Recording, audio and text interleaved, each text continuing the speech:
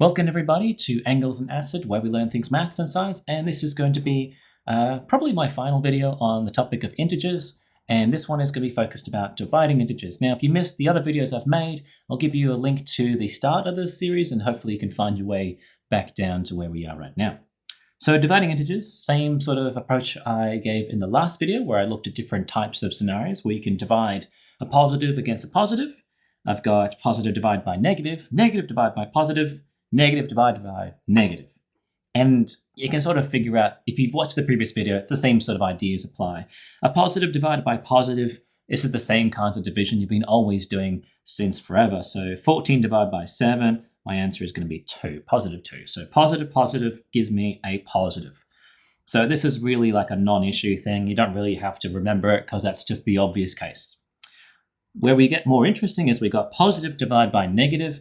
If I've got positive and negative, the negative will win. So my final answer will be negative. So 6 divided by 2 is 3, but it's a negative answer, so it's negative 3.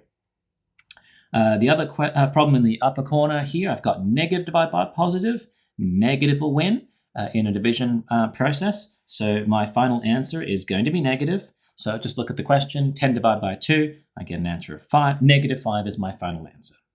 But basically, these two things are effectively the same thing. So you only have to remember the case that a negative and a positive divided against each other will give you a negative answer.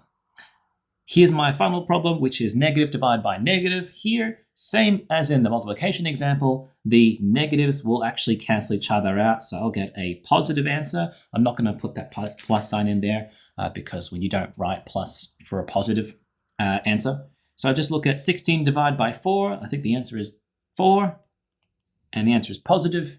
And there we go. So those are the different typical cases for dividing integers.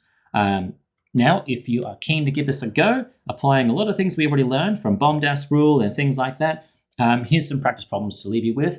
Have a crack at them. You can put your answer in the comments down below, and I'll give you a heart or a thumbs up if you get it right. And if I get a bit lazy, you might sort of check your answer against the other people who might have did the answer first. All right, that's it for this series on integers. I don't know what my next topic will be. I will have to catch you in the next video. Thanks, guys. Bye.